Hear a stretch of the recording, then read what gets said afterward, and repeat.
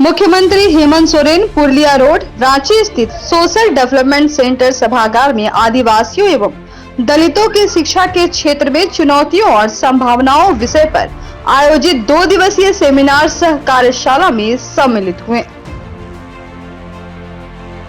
इस पर आमंत्रित करती हूँ कि वे आकर इस 2 आदिवासी वर्गों में, दलित वर्गों में शिक्षा का स्तर अभी भी बहुत अच्छा है, नहीं कह सकते। ये चुनौती निश्चित रूप से सदियों से बनी हुई है और इस विषय पर हमारे यहाँ पर जितने भी मिशनरी संस्थाएं हैं ये तो बरसों से लगे ही हुए हैं और आज शिक्षा के दिशा में जो भी रोशनियां दिखती हैं उसमें बहुत बड़ा योगदान आप सबों का है। इसके लिए आप सब लोग मैं बहुत बहुत धन्यवाद देता हूँ। और चूँकि आपने हमें यहाँ आमंत्रण किया इसके लिए भी मैं धन्यवाद देता हूँ। और चूँकि आज एक हमारे कंधे पर बड़ी जिम्मेवारी है झारखंड प्रदेश को आगे ले जाने के लिए, और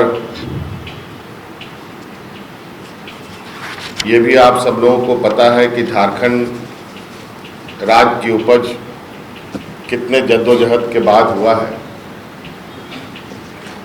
स्वतंत्र भारत का सबसे लंबा आंदोलन यहाँ की भाषा, संस्कृति, जल जंगल जमीन, आदिवासी दलित अल्पसंख्यक,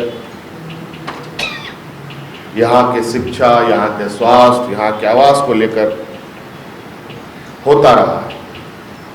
हम लोग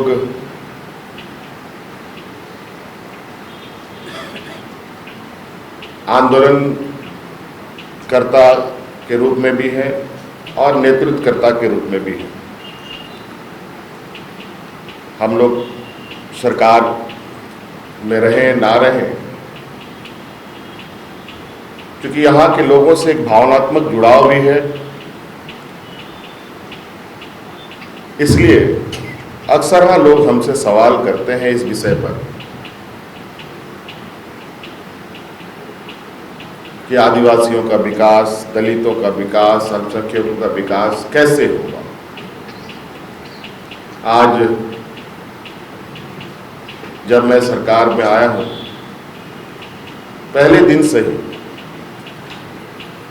कुछ मूलभूत समस्याओं पर मैं बहुत दिन रात चिंतन मंथन पर हूं और रोज नए सोच मन में उमड़ता भी है। कई दिमाग में नई विचारें आती हैं, कई चीज़ें हम लोग उन विचारों में से मुख्य चीज़ों को ग्रहण भी करते हैं और उसको पकड़कर आगे बढ़ते हैं।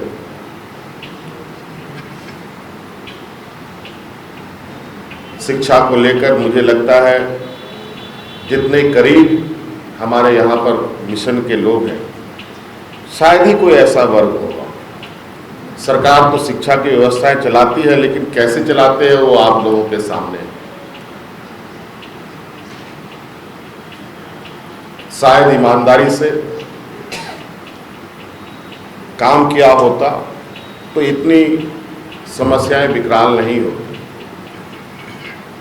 और आप सब लोगों ने भी देखा, आप लोगों के साथ मैं लगातार संपर्क में हूँ, आगे भी रहूँगा, और किस तरीके से समस्या का समाधान हो रहा है ये भी आप लोगों ने देखा। लेकिन ऐसा नहीं है कि हम लोग छोड़ने वाले हैं, और निश्चित रूप से आप लोग उम्मीद रखें। और मैं भी 5 सालों के लिए नहीं, लंबे समय तक की कार्य योजना बनाकर आगे बढ़ने की सोच पर हूँ, ताकि उसका लाभ तत्कालिक ना हो, उसका लाभ दूरगामी हो, एक लंबे समय तक। क्योंकि शिक्षा एक ऐसा विषय है, विशेषकर आज के इस भौतिकवादी युग में, कि आज शिक्षा नहीं है तो वो आदमी और जानवर में कोई फर्क नहीं। मैं कुछ घटनाओं को बहुत गंभीरता से देखता हूँ जहाँ आदिवासी बहुल क्षेत्र में घटती हैं। अभी हाल फिलहाल में जो घरेलू घटनाएं या घरेलू झगड़े को लेकर घटनाएं घट रही हैं, एक दूसरे की जान ले लेना,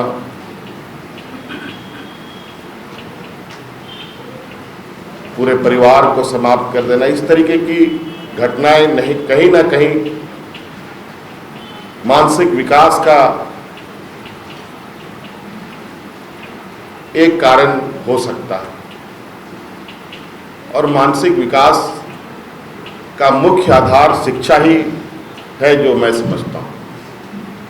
और इस विषय पर हम लोग, सरकार ने कई ऐतिहासिक पहल भी किए हैं। जब जब हम सरकार के जिम्मेवारी पद पर रहे, तब तक तो हम लोगों ने उन व्यवस्थाओं को आगे बढ़ाने का काम किया, लेकिन जब जब हम लोग सत्ता से हटे, वो सारी चीज़ें लोगों ने बंद भी की। अभी आपको पता होगा, आप लोगों को मालूम भी होगा कि हम लोगों ने मैट्रिक में पास करने वाले इस राज्य के हर सरकारी स्कूल से लेकर प्राइवेट स्कूल, चाहे वो सीबीएसई हो, चाहे आप लोगों के ऐसे बोर्ड की स्टूडेंट्स हो, सभी लोगों को हम लोगों ने सरकारी सहयोग के रूप में 3 लाख, 2 लाख और 1 लाख रुपए देने का भी हम लोगों ने काम किया, ताकि वो आगे हायर एजुकेशन के लिए पैसे को लेकर के उसे मोहताज ना होना पड़े। और आपने देखा ये भी कि हम लोग पहली बार देश में ये एक नया हम लोगों ने कार्यक्रम प्रारंभ किया है। भारत सरकार वो योजना चलाती है, लेकिन उसका लाभ किसको मिलता है, मुझे नहीं लगता है कि बहुत लोगों को इसकी जानकारी भी होगी। कि राज्य में बच्चों को हम लोग स्कॉलरशिप तो देते हैं, लेकिन जो बच्चे होनहार और काफ़ी शिक्षा के क्षेत्र में आगे बढ़ना चाहते हैं, हायर एजुकेशन के लिए विदेश जाना चाहते हैं, पैसे के अभाव में वो नहीं जा पाते थे। हम लोगों ने इस बार 10 बच्चों से फॉरेन एजुकेशन के लिए स्कॉलरशिप का भी योजना प्रारंभ किया। अभी पहले चरण में हम लोगों ने आदिवासी बच्चों से शुरुआत की है। अभी हम देखेंगे कि इस पर हम लोगों ने रास्ते भी बना रखे हैं कि हमारी संख्या बढ़ेगी तो इसकी संख्या बढ़ाई जाएगी। अभी कुछ यूनिवर्सिटीज़, फॉरेन यूनिवर्सिटीज़ को ही हम लोगों ने चिन्हित किया है। जैसे जैसे बच्चों का डिमांड, जैसे जैसे हमारे पास आवेदन आएंगे, उस हिसाब से हम लोग इस पर भी आगे और बढ़ेंगे। ट्राइबल डेवलपमेंट के लिए, उनकी भाषा, संस्कृति, रिसर्च के लिए हुजूर साहब ने कहा, तो इस विषय में भी आपको मैं बता देना चाहूँगा कि हम लोगों ने ये निर्णय लिया है कि इस राज्य में हम लोग ट्राइबल यूनिवर्सिटी स्थापित करेंगे। उसकी नियमावली भी लगभग हम लोग, ताकि हम विकास के साथ साथ अपनी भाषा, संस्कृति और अपनी पहचान को भी अक्षुण्ण रख सकें। तो कई ऐसी चीज़ें हैं कि अब लड़के भी एएनएम, जीएनएम का शिक्षा ग्रहण कर सकते हैं और कहीं पर भी अपने पैरों पर खड़ा हो सकते हैं। हम लोगों ने 50,000 से 25 लाख रुपये तक का सरकार की तरफ से सहयोग बैंकों के माध्यम से कराने का यहाँ के ST SC बच्चों के लिए योजनाएं प्रारंभ की है ताकि वो अपने पैरों पर खड़ा हो सके, रोजगार सृजन कर सके। हमारा ये राज्य लगभग 50% अधिक से भी अधिक जंगल के परिधि में आते हैं। हम लोग का टेरेन ऐसा है, उतार चढ़ाव, उबड़ खाबड़, सुदूरवर्ती, हम लोग का ज्योग्राफिकल कंडीशन भी बहुत चुनौती भरा है और इन जगहों पर सभी चीज़ों को मुहैया कराने में भी एक चुनौती है। हम लोगों ने इस बार लगभग 4,500 स्कूलों को नए रूप से उस पर पूरी तरीके से सुसज्जित स्कूलों के रूप में बनाने का संकल्प लिया है ताकि हमारे ग्रामीण क्षेत्र के भी बच्चे एक बेहतर शिक्षा ग्रहण कर पाए।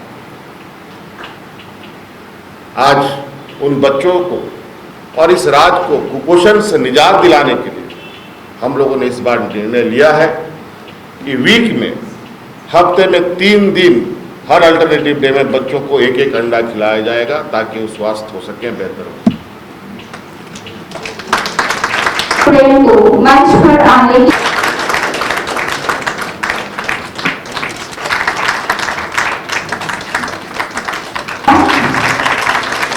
कुमार